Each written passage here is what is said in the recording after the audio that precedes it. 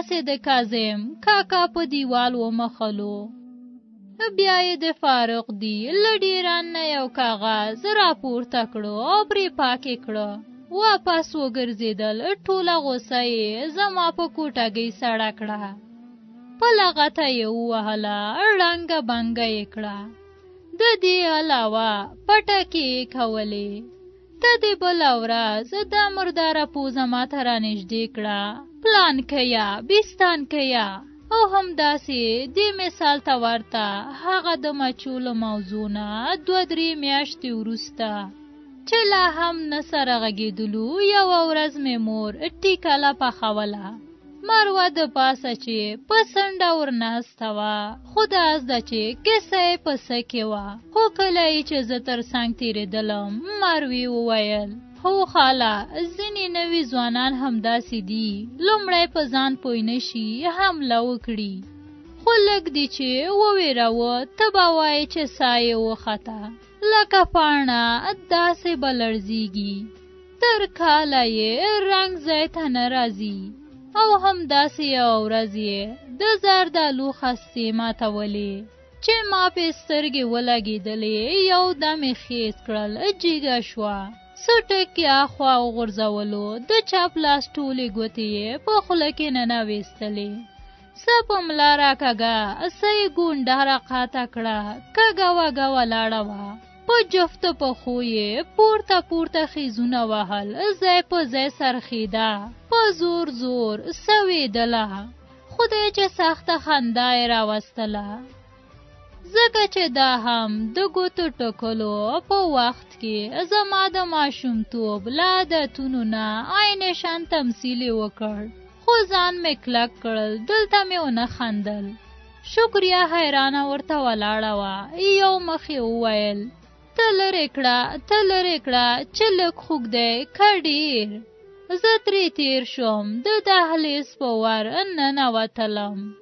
د ننه مې نه په ستوني کې ایساره کړې زورورې خندا. ها ها، د کنداریانو خبره رایلا کړه. ښه مې ورته وخندل. په عین خندا کې مې د دې د خندا غږ هم تر غوږو کېدو. شکریا ته به یې نو خدای زده چې بیا څه بهانې کړې وي. خلاصه تل وخت نا وخت له مناسبې موقع نه په استفاده پورته مثالونو ته ورته نه مستقیمه ګزارونه یې کول. هڅه یې کوله چې ومې خندوي، بالاخره ور ومې غږوي.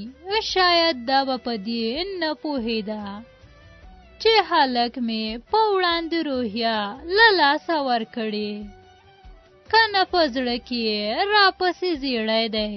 یا به پوهېدله په دې کیسو به یې ماته جرأت راکوو تر څو ور وغږېږم، د پخوا پسې راډیو اوسو. خو ما به چې هر څه ډاډ ځان ته ورکړو، د زمري زړه به مې په زړه کې کېښوده. یا به مروې بار بار چانس راکړو، مستقیم به یې د خبرو کولو موقع راته برابره کړه. بدبختانه زه به د تل په څېر خوبو وړی پاتې شوم. چانس به مې له لاسه ورکړ، په داسې حال کې چې زه د بل هیچ چا په وړاندې بې جرأته نه وم. خو باچا به مې بریک نه نیولو. خو خدای زده چې د دې کافرې مروګۍ څه راکړي وو، ولې یې ستوری دومره راباندې لوړ وو. اما فکر کوم زه خپل وجدان اندام په اندام زولنی کړی یم او شرمېدم. د مروې په پښو کې یې غورځولی وم. له دې وجې مې پورته نشي ورته کتلی، ځکه چې مروه او د مروې مور او پلار په ما د خپل کور د یو غړي په شان باور لرلو. په ټولو اطاقونو کې به یې آزاده ګرځېدم، که د شپې به ور واوښتم که د ورځې. د 1 روپۍ بدي یې رانه نه وړله. کله به یې چې څه ښه شی پخ کړي وو، غږ به یې راته کولو، یا به یې زما برخه ساتلې وه. حتی هغه واده کړې خور به یې چې کله راتلله، حتماً به یې څه ناڅه موسمي میوې له ځانه سره راوړلې. بیا نو د دوی سربیره چې ټول کور ته به مو راولېږلې، زما برخه به یې په خپل کور کې هم ساتلې وه. دا هم په هر صورت د هغې مچو د ورځې یاد چې دوی خدای ته هیله کړې وه او ماته یې وکړه، ولې ما یې له احتیاجي او مجبوریته سوء استفاده وکړه او یا مې د دوا راوړلو یعنې اندکتراین احساس په مقابل ترې دومره پست او بد باج اخیستلو هڅه وکړه. له ټولو ډیر ذلیل کړی وم. چون بیا هم ما به هڅه کوله تر څو مروه پوی نشي چې په وړاندې مې روحیه له لاسه ورکړې، بلکې کوشش مې کوه ځان داسې ورته وښایم چې ګواښي سخت درنه خفه یم، اگر چې که زما او مروې ترمنځ وضع هر څومره اضطراري شوې وه. خو د دې پلار به مې چې چېرته ولیدلو پوښتنه به مې ترې وکړه، بیا به یې که کوم کار مار و ورته کولو به مې. یوه ورځ مروې زما د مور او خویندو سره شاته ګاونډیانو کره واده ته ولاړه. زه ورغلم، د مور پوښتنه مې وکړه او همداسې هر کله مې چې موقع پیدا کړه ورتلم، پوښتنه مې کوله. لنډه ده چې دې حالت تر ډیره دوام وکړ. بله ورځ ژمی و، د شپې واوره شوې وه. سهار مې چې لومړی لمونځ وکړ وختلم. اول مې خپل بامونه پاک کړل، بیا د کلا د شا له طرفه د دوی بامونو ته ور وختلم. د بامونو په پاکولو مې شروع وکړه. یو دوه پاتې و چې د پښو خپا مې تر غوږو شوه. تر څو مې چې ورکتل غږ یې وکړ، دا در واخله.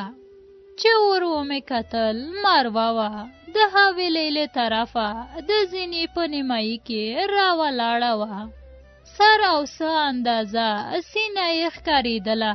په لاس کې مشقاب زما په لور نیولی و. زر مې واپس مخ ترې راواړولو. په همدې مخ راړولو کې مې صرف دومره وویل، همدغلته یې کېږده، یخیږي، زر یې وخوره، کېږده.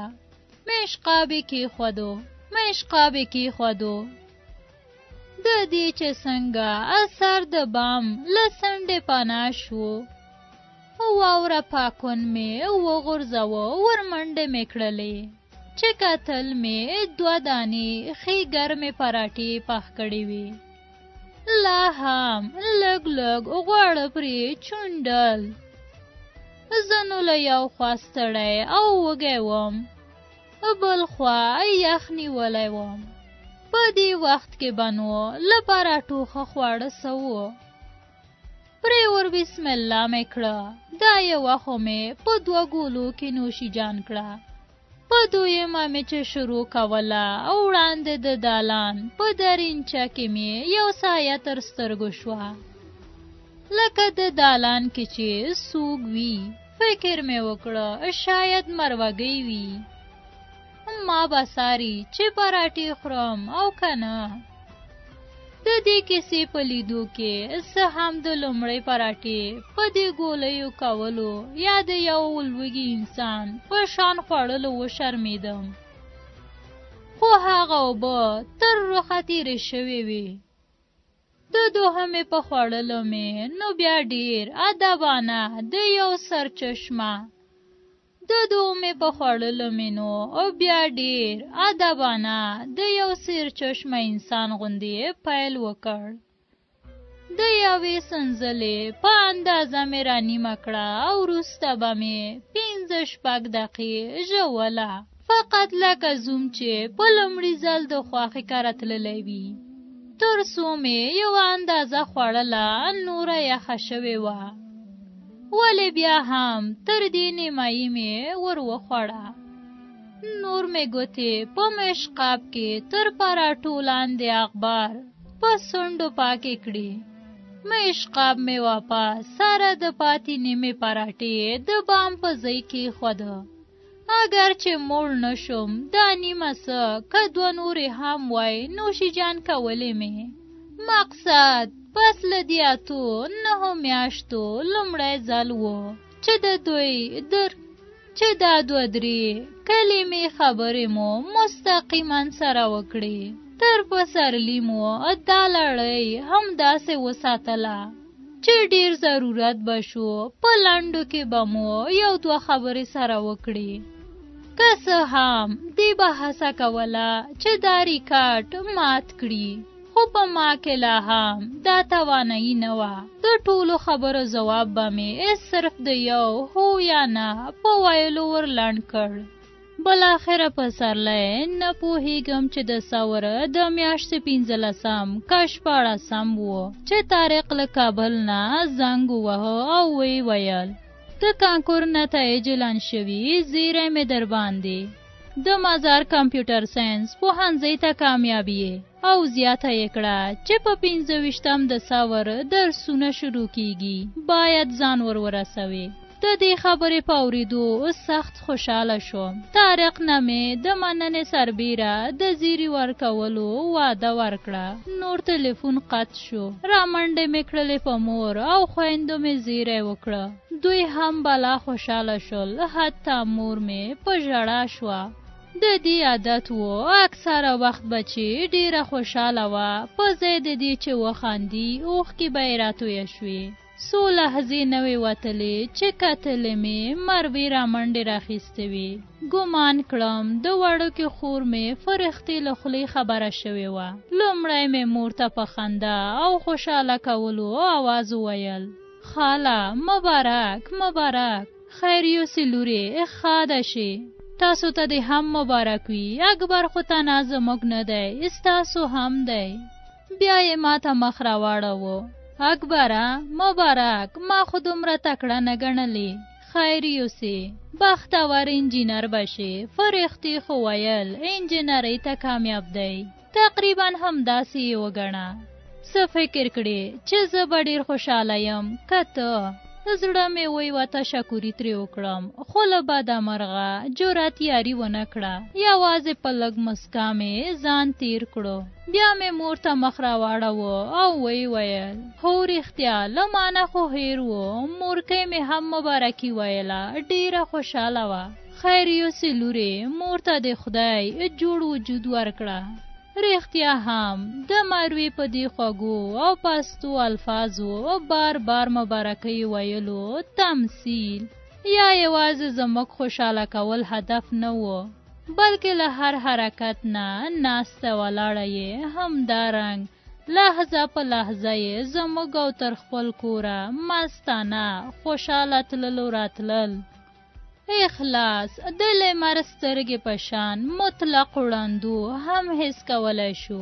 یعنی که ووایم چې له ما او زموږ د فامیل نور غړو نه ډېره خوشحاله وه، شاید دروغ مې نه وي ویلي. خو په هر صورت د څو ورځو شپو په تېرېدلو سره هغه ورځ راورسېده چې سبا باید زه خپل پوهنتون او درسونو ته ورشم. ان له سهار نه مې شروع وکړه. جامې مې په بیک کې کېښودې، بوټان مې رنګ کړه. زموږ په اصطلاح خلیفه یا سلمان ته ورغلم. ویښتان مې اصلاح کړل او همداسې نور. مقصد ورځ په همدې منډو او ترډو تېره شوه.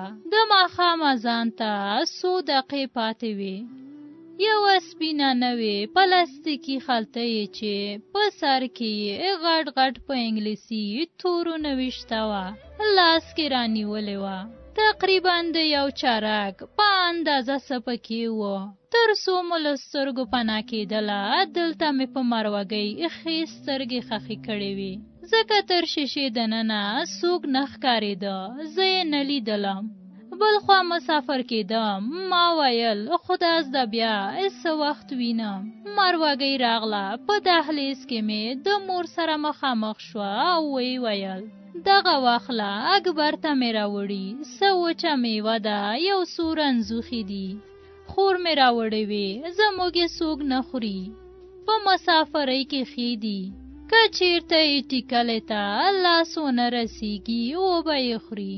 نا لوري خیر یوسي دا بیرته یوسا کوم ملمه به درته راشي اکبر خو څه بیابان ته نځي مزار لکه کابل غوندې غټ ښار دی هلته هر شی پیدا کیږي موږ هم لږ لږ شیان ورته ایښي ماروګۍ نرم وخندل بیا یې وویل د میلمانو برخه مې پریښې ټول خو مې نه دي راوړي واخله په دې کار خو دې په خدای خپه کړم نه مخه پاکیږه خوشې خرابېدل نور نو د پلاستیکي خلطې کړه پاشوه مور مې ترې راواخیسته په عین اخیستلو کې دعاګانې ورته وکولې مروه د خلطې تر تسلیمېدو وروسته وویل مروې د خلطې تر تسلیمېدو وروسته وویل د خدای په امان لاړم پاتې شه شپه وکړه خیر یوسې ماښام دی اوس به مې پلار هم راشي د شلغمو پیاوی غوښتې هغه ورته پخوم موږ تور بانجان پخ کړي یو قاب درکړم نه هسې مې سهارني لوبیا هم پاتې دي خو پلار مې لوبیا نه خوري په معده یې ښه نه لګېږي ښه ځنو خدای دې مل شه د دې سره سم د دهلیز د ور غږ شو زه بیا کړکۍ ته ورسر شوم په حویلۍ کې لکه د ګلابو ګېډۍ څانګې څانګې را روانه وه قدرتي سرې نازکې شونډې ورو ورو ښورېدې پسې مسکه شوه او ویې خندل خدا زه په کوم خیال پلو کې تللې وه دروازې ته په رسېدو سره یې کم قدم ونیولو پیکي ته یې شور ورکړه لومړی پاننګي را پرېوت د ویښتانو لام یې د غوږونو په چاپېریال وسپارو بیا یې غبرګ لاسونه ورجیګ کړل د سر له پاسه یې د شیرچایي نازک رنګه ټیکري زه یې په دوه ګوتو ونیوله څه یې مخ ته راتېره کړه دسته ګیرې تاو کړه او ووتله زما د هیلو سره سم تر څو یو سمستر خلاصیږي بیا راځم وینم یې د دې وروستی دیدن بلا مزهدار انځور یې په سترګو کې راپاتې شو واپس مې مخ راواړولو چې ګورم مور مې زما د اطاق په نیمکخه ور ولاړه ده که څه هم ښه خجالت شوم خو زر مې وویل دروازه خلاصه شوه ما ویل چې څوک دي ماروګۍ لکه چې راغلې وه هسې یوه نجلۍ خو مې لږ تر سترګو شوه ښه ما ویل چې څنګه کړکۍ ته ور په ګونډه یې هو مروه راغلې وه دا خلطه واخله څه یې درته راوړي چې در سره یې یوسې څه دي ته وګوره لاس مې ورتېر کړو خلطه مې ترې راواخیسته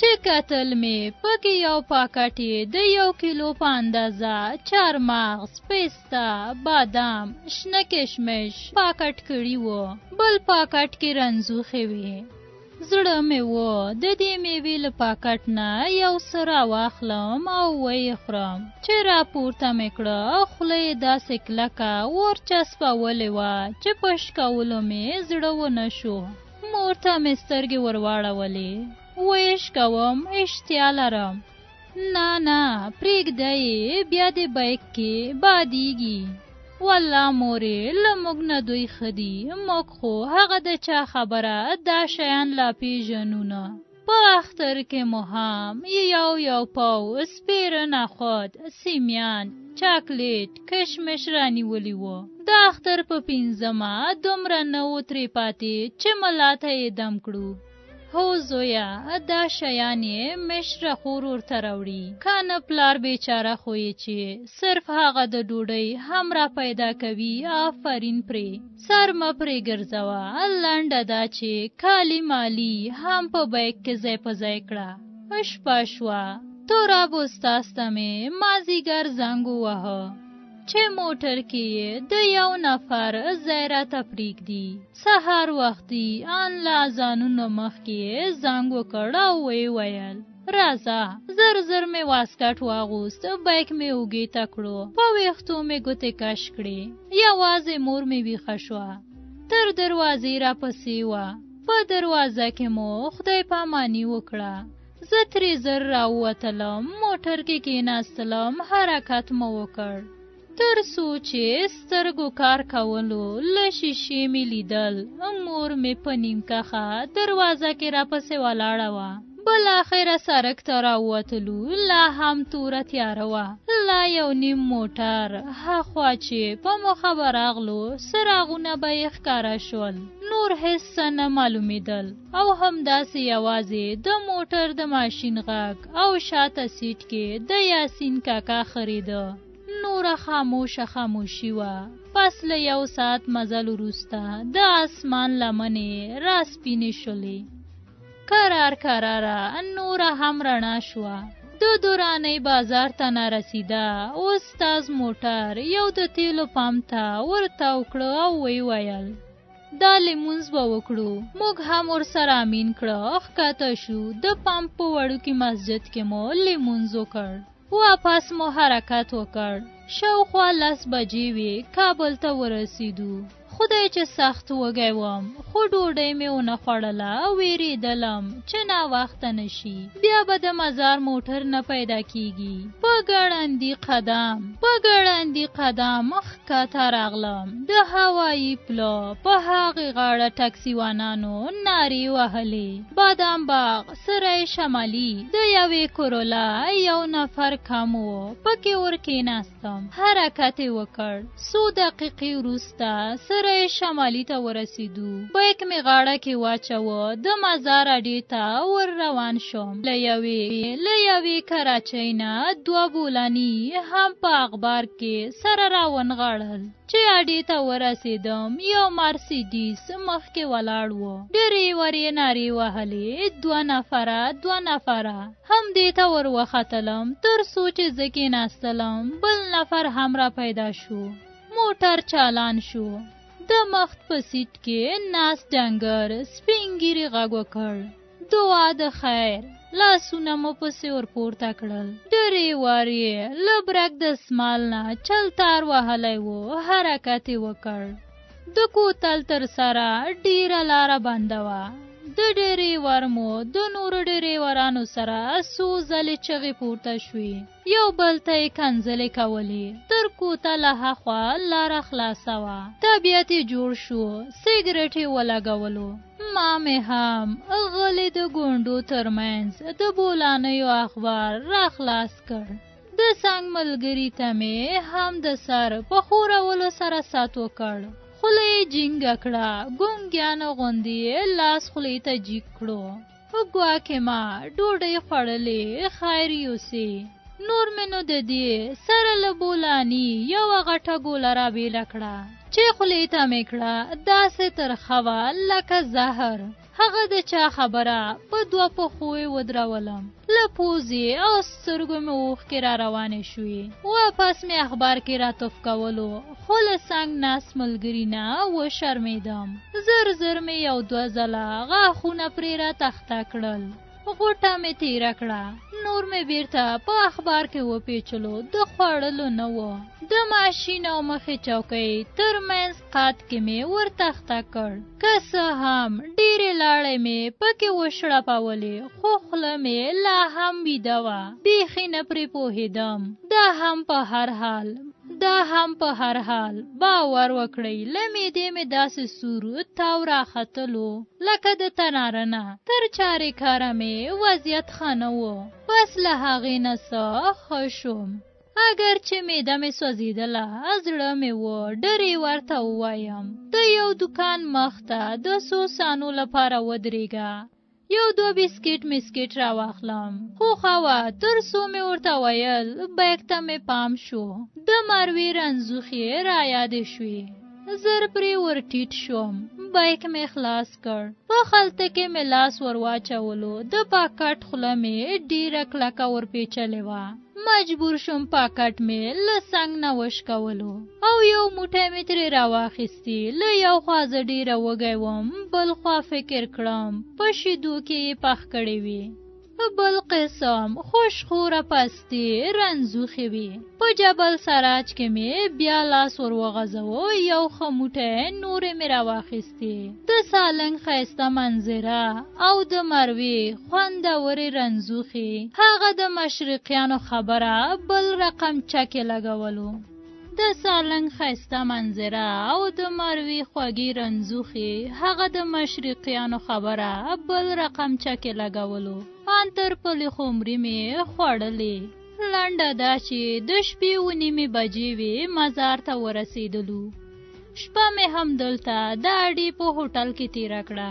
سهار سړک ته ووتلم. پوهنتون نه و رامعلوم. یو ټکسي مې راونیوله. ډریور شیشه ټیټه کړه او ویې ویل کجا؟ تا پوهنتون چند میبری؟ 100 افغانی. نه چی میگی؟ 60 بتم؟ بیا 80 بته. دروازه مې را خلاصه کړه. ور سره وختلم. حرکت یې وکړ. 10-12 دقیقې وروسته یې موټر ودرولو او ویې ویل اینه پوهنتون. بیک مې را واخیستلو. راښکته شوم. 80 روپۍ مې تر شیشې ورته ونیولې. ټکسي مې رخصت کړه. لږ لږ مې په ویښتو ګوتې ووهلې. د اوږې دسمال مې را واخیستلو. له جامو مامو مې د سفر دوړې وڅنډلې. پرې ور روان شوم. د پوهنتون مخ کې لسګونه محصلین اخوا دیخوا ټولی ټولی ولاړ وو. دروازې ته نږدې شوم. یو ځوان د ګلدان په څنډه ځان تکیه کړی و. د نورو مخ ته ولاړ و. ښایسته ویښتان، غټې غټې سترګې، نوراني څېره یې لرله.